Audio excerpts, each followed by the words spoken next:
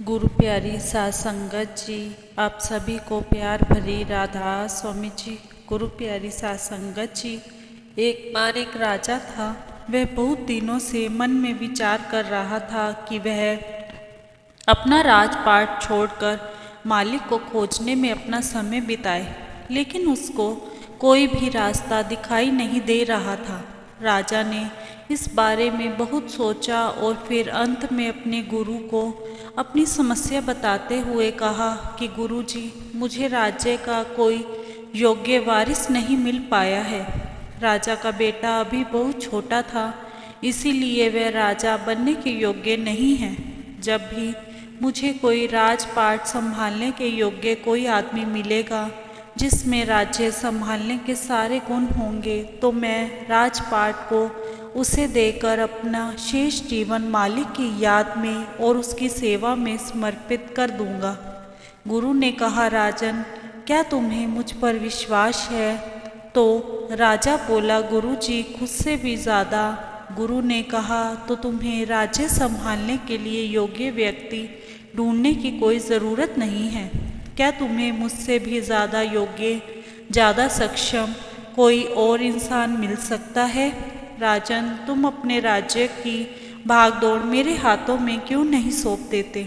राजा गुरु की यह बात सुनकर बहुत हैरान हो गया और उसने कहा, गुरुदेव जी, सच मेरे राज्य को आपसे ज़्यादा अच्छी तरह तो कोई भी नहीं संभाल सकता। गुरुदेव, यह लीजिए। राजा गद्दी से उठ गया और गुरु को गद्दी पर बैठने के लिए कहा और बोला, मैं इसी समय पूरे राज्य की भागदौड़ आपके हाथों में सौंप देता हूँ। गुरु ने पूछा, राजन, राज्य मुझे सौंपने के बाद अब तुम क्या करोगे? राजा बोला, मैं राज्य के खजाने से थोड़े से पैसे ले लूँगा और अपनी बाकी की ज़िंदगी प्रभु की याद में आराम से गुजार लूँगा। गुरु ने कहा, मगर अब यह खजाना तो तुमने मुझे दे दिया है, ये खजाने पर तो अब मेरा हक है। मैं अब तुम्हें इसमें से एक पैसा भी नहीं लेने दूंगा।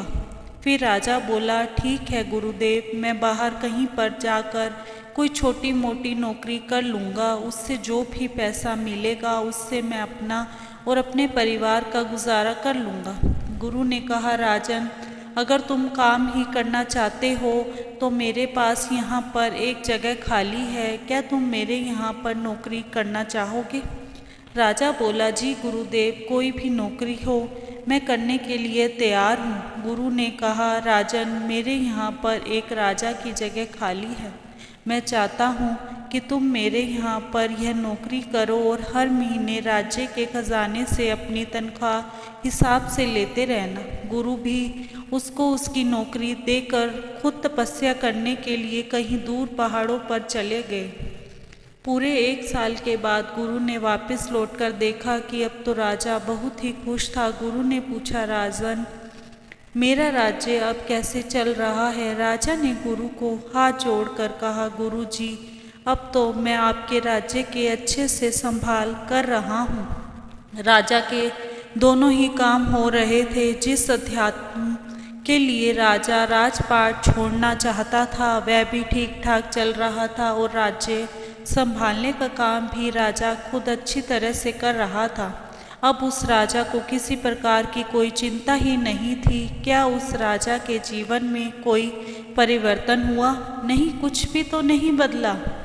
सब कुछ वही था, राज्य वही, राजा वही, काम वही।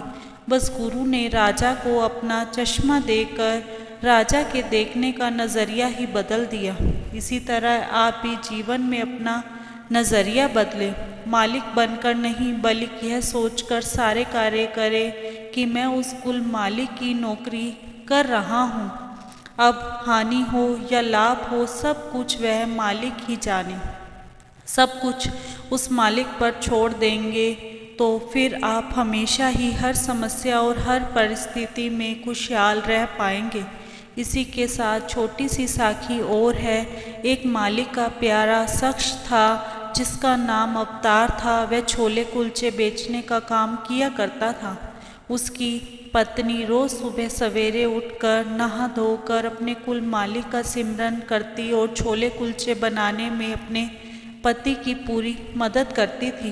वह जाकर बाजार में छोले कुलचे बेचकर आता था। उसके छोले कुलचे बहुत ही स्वाद होते थे। लोग उसके जाते ही उससे जल्दी जल्दी आकर छोले कुलचे लेते थे कि कहीं इसके छोले कुलचे ख़त्म ना हो जाए। एक बार की बात है कि एक फ़कीर जिसके पास कुछ खोटे सिक्के थे, वह सिक्के लेकर छोले कुलचे वाले के पास आया। उसको सारे बाज़ार में किसी ने भी कोई वस्तु नहीं दी थी, तो वह अवतार के पास छोले कुलचे लेने के लिए आता है। अवतार जानता था कि यह फ़कीर काफ़ी दिनों से बहुत भूखा है, इसने कई दिनों से कुछ भी नहीं खाया है। तो अवतार ने उसका खोटा सिक्का देखकर भी उस मालिक के प्यारे को, उस भूखे फ़कीर को छोले कुलचे दे दिए। ऐसे ही 4-5 दिन तक उस फ़कीर ने अवतार को खोटे सिक्के देकर छोले कुलचे ले लिए और वह भिखारी अंदर ही अंदर बहुत खुश था कि उसके सारे खोटे सिक्के चल गए।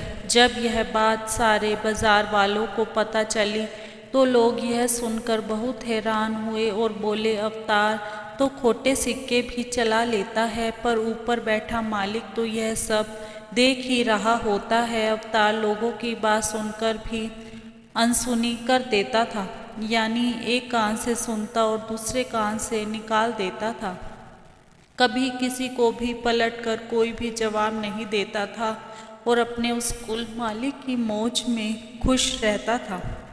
एक बार जब सुबह अवतार अपने कुल मालिक का भजन सिमरन करके उठा तो अपनी पत्नी से बोला, भाग्यवान, क्या छोले कुलचे तैयार हो गए हैं? उसकी पत्नी उदास होकर बोली, आज तो घर में हल्दी, नमक, मिर्च, छोले, मैदा कुछ भी नहीं था और मैं जब बाज़ार से लेने गई तो सब दुकानदारों ने कहा कि यह तो खोटे सिक्के हैं जो तुम्हारे पति ने उस फ़कीर से लिए हैं, यह नहीं चलते और उन्होंने मुझे कोई भी सामान नहीं दिया।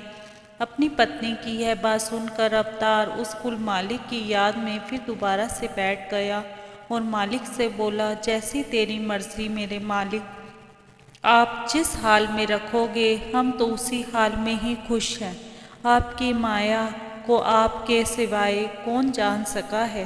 तभी आकाश में बिजली चमकी और वाणी हुई, क्यों अवतार, क्या तू नहीं जानता था कि यह खोटे सिक्के हैं? अवतार बोला, सच्चे बादशाह मेरे मालिक, मैं तो यह सब जानता था। उस मालिक ने कहा, अवतार फिर भी तूने उस फ़कीर से यह खोटे सिक्के ले लिए? ओ भले मनुष्य, तूने ऐसा क्यों किया? अवतार बोला, हे सतगुरु मेरे मालिक, वह फ़कीर कई दिनों से भूखा था, मैं तो बस उसकी थोड़ी सी मदद करना चाहता था। मेरे मालिक, मैं भी तो एक खोटा सिक्का हूँ। जैसे आपने मुझे स्वीकार कर लिया है, इसलिए मैंने भी उस फ़कीर से खोटा सिक्का ले लिया। कहीं मैं कभी आपके दरबार में जाऊं तो आप मुझे अपने दरबार से धक्का ना दे देना, क्योंकि आप तो सदा खरे सिक्के ही लेते हो, बाकी आप तो सब कुछ जानी जान हो।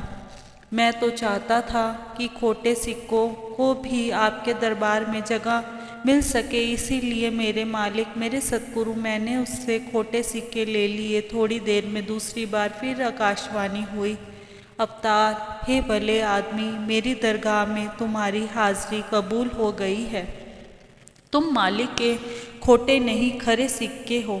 वह उस कुल मालिक का बार बार शुक्र करने लगा। शुक्र मालिका, शुक्र दातिया, आपका बहुत बहुत शुक्रिया। इसी के साथ इजाज़त चाहते हैं, कल मिलेंगे एक नई साखी के साथ। तब तक के लिए राधा स्वामी जी। अगर साखी अच्छी लगी हो तो कमेंट बॉक्स में राधा स्वामी अवश्य लिखे जी, और चैनल को सब्सक्राइब करना ना भूले जी। राधा स्वामी जी।